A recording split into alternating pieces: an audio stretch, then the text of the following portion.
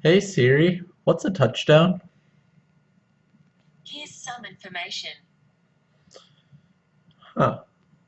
Well, I had no idea. Hey Siri, can you bring up a picture of Case Keenum?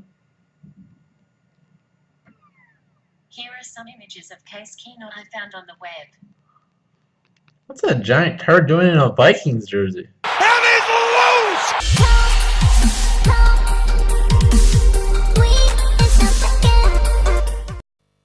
Hey guys, what's up? JC back again with another Vikings game review. And let's review that Ravens game Sunday. And before I get started, I will be doing my Vikings versus Browns simulation on Madden 18 tomorrow at 7.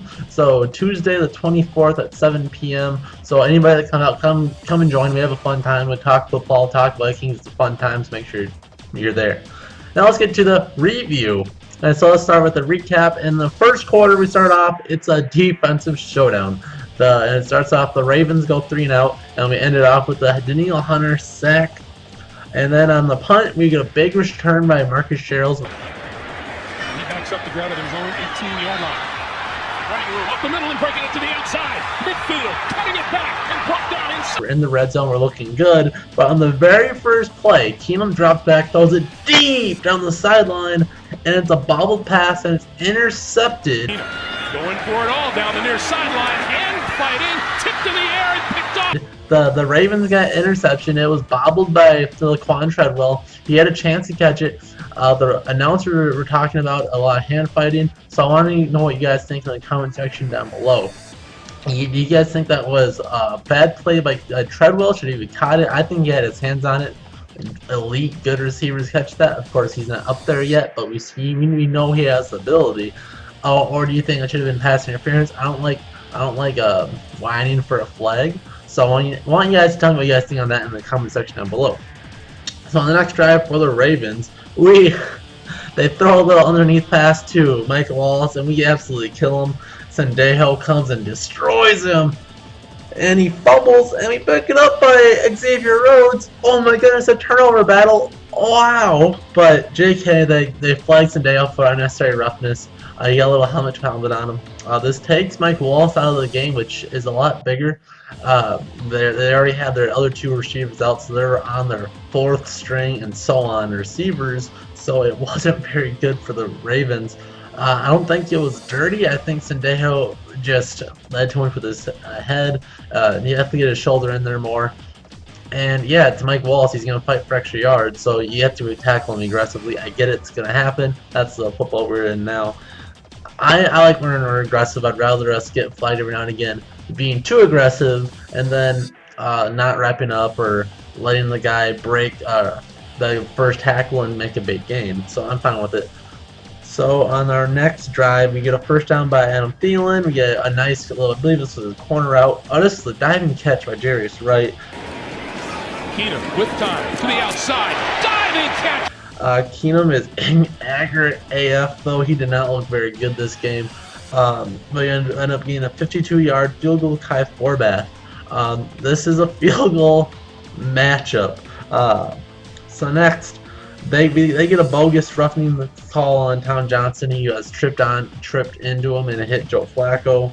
But it makes up with it. He gets a sack. So then they get a really good punt, we think, right at the bat. The announcers thought so. It was down the sideline. It looked like it somehow stayed in the bounds, but it went out of bounds. So JK, the ref just sucked. I believe it was initially called like at the 20 or whatever. Then they challenge it, and then they lose the challenge, and it was placed at the 20. So the second quarter, Wallace is throwing a temper tantrum on the sideline. This was a big news that the announcers staff really like to talk about, and they kept showing Mike Wallace on the sideline, and they kept cutting to the sideline announcer chick talking about it. I thought it didn't look like that big of a deal. Like Antonio Brown a few weeks ago was like knocking around the Gatorade tank thing, but he was just walking out the field like talking to people, probably upset obviously, but he wasn't throwing much of a fit, as announcers were saying, but nevertheless he was upset he couldn't play with that concussion protocol. Murray runs well. This was a big day for Latavius Murray. We'll get that till later, but Keenum still sucks. We get a field goal out of it. And now the Ravens get the ball. They eventually get a field goal of their own. Keenum is god awful and we punt. Then on the next drive for the Vikings, Keenum keeps a nice drive together, and Murray is still running well. We get another field goal. Halftime, 6-9 score at the half. Hell yeah, I approve. Third quarter starts. Murray starts out with a long run. Leaves from. Big gives to Murray. Murray with running room. Murray breaking free across midfield. With 40 yards. Thielen gets a bogus offensive passing interference on him. We end up getting a field goal. The Ravens go 3-and-out on a sack by Anthony Barr. Murray is actually useful. 40-yard touchdown run. And Latavius Murray had himself a day. First down at the Baltimore 29. Murray running room. Left side 10, 5, touchdown. Forbath missed the PAT. WTF? How do you get all these field goals and miss the chip shot PAT? I don't understand it. He's a golfer that can't do putts. I don't understand why he can do every field goal, but he's so iffy on these PATs. It doesn't make any sense to me. I think we don't have much to worry about with Forbath. He's making the big ones, right? It's annoying that he's not making these PATs every now and again. Like, I'd rather him kick those 3-pointers instead of those ones. Like, it sucks that we have to pick one or the other, but we'll take the 3-point if that's the one he's gonna do. Whatever, do the harder one. So then the Ravens get a field goal. We go 3-and-out. Ravens go 3-and-out. We get a great catch by Wright. This one might have been the dive, but I'm not sure. Keenum coming down the sideline this way. Diving catches. Then we get another field goal. Yeah, we've seen that one before. The Ravens punt after Barr blows up the screen. Barr was all over the place, and we don't do anything with that drive. And then the definition of garbage time. The game. Flacco going for the end zone and grab, but did he come down with? The Ravens throw a touchdown as time expires. I don't think I've ever seen this except for on Madden, where the last play of the game is a PAT for the losing team. I thought that was kind of crazy. Probably really rare for real life football. But there you have it. Let's get to some of the stats that we care about. And before we get there, I want you guys to tell me how much you like to read the highlights. It's something I could add in. It takes a little more editing, but I think it makes it a little more interesting to watch throughout the whole review. It gets you more engaged. It's tough for me because I have to keep them really short so I don't get copyright. But let's get to the stats, starting off with the Vikings. And Case Keenum, like I said, did not look good. I think his stats look better than how he did on the game, and that's saying something. He was 20 for 31, so completion percentage is not too bad. That's like 65% or so. That's 188 yards, 0 touchdowns, and 1 interception. Of course, the interception was that tip pass, so not entirely his fault. 67.7 rating. Okay, so I don't think he played very good. The numbers show it. I think he won at least 230 to 250 passing yards. But the Ravens have a good pass defense, so you have to let them slide a little bit there.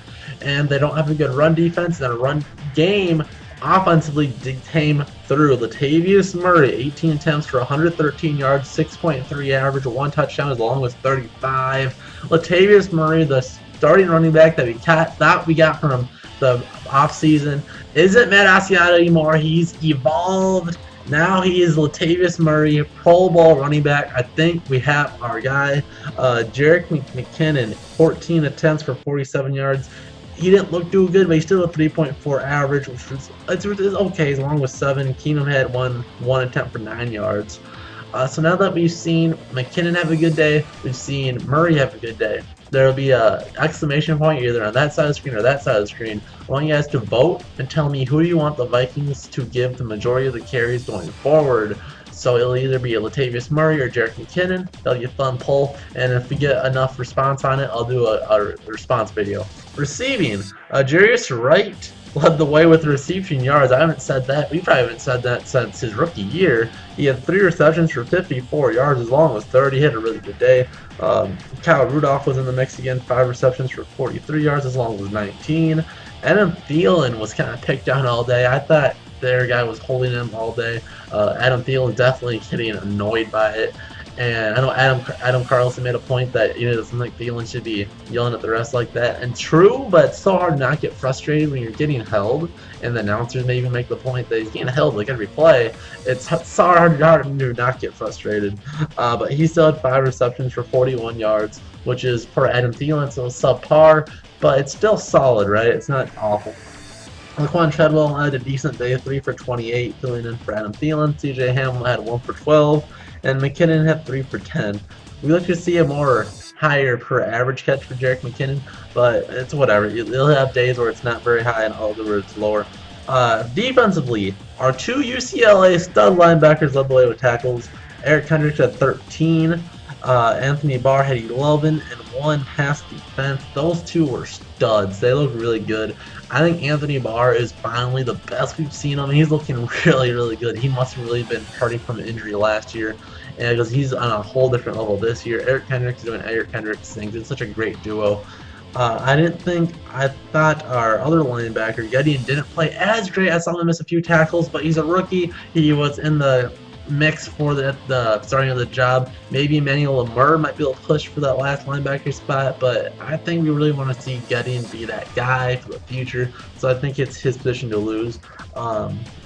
Everson Griffin again had himself a great day. He got credited for 2 sacks. I believe his first sack was when they had a fumble in the backfield and he just kind of touched Flacco down. But 2 sacks in the day. Everson Griffin having his best career year. He's looking fantastic. He was 3rd with 6 tackles and 1 forced fumble.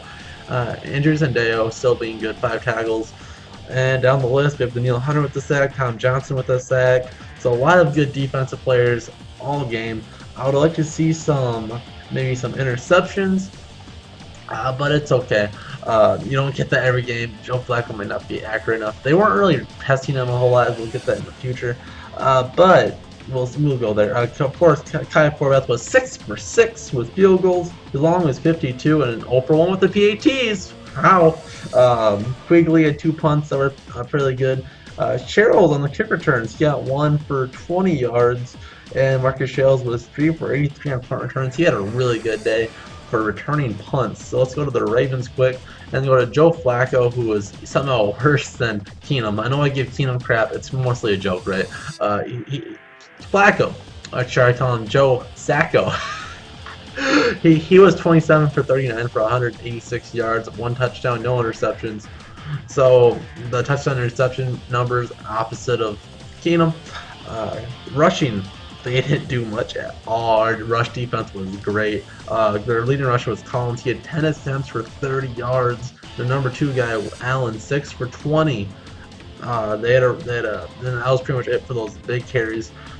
Receiving, their number 1 receiver was Benjamin Watson, 5 receptions for 38 yards. Moore at 2 for 36. Campanero at 3 for 31. Allen at 8 for 29. I guess he was getting all the checkdowns. He was getting those Matt Ascata like 2-yard checkdowns, I guess. That was pretty much it. Of course, they were down their 3 main top 3 receivers, so that was like the Vikings being down Diggs, Thielen, and Treadwell, or Michael Floyd, whatever you feel who's better at the number 3 spot. And it'd be a big hurt to anybody's offense, but theirs, especially because they don't have a lot of depth for the Vikings. If you have our top 3 receivers out, you're talking about Michael Floyd coming in for the number 1 spot, Jarius Wright, and you're looking at Stacy Coley and Rodney Adams, who we've seen do decently in preseason, but not enough to be active a lot. Stacy Coley was activated last week on the active roster, but I think we'd be okay. But it's tough for any team to lose your top 3 weapons at wide receiver. And then defensively, they were good, of course. Then C.J. Mosley wasn't as good as Anthony Barr and Eric Kendricks, but he had 9 tackles. They had no sacks. Our offensive line was great once again. Who would have thought we'd be saying that in 2017? So overall, of course, it was a field goal battle all day until Latavius Murray felt like being the man he is, finally laying down the hammer. Remember to do that survey, and if you guys can't find it or your device can't play it, just leave a comment and I'll add that to the total. But it'll be easier if you just go on the little exclamation point earlier in the video. But otherwise, there we have the game review. Remember, tomorrow at 7 we'll be doing the simulation, so make sure to be there. Otherwise, thank you guys for watching. We'll see you guys in the next JOZ Vikings video. See ya.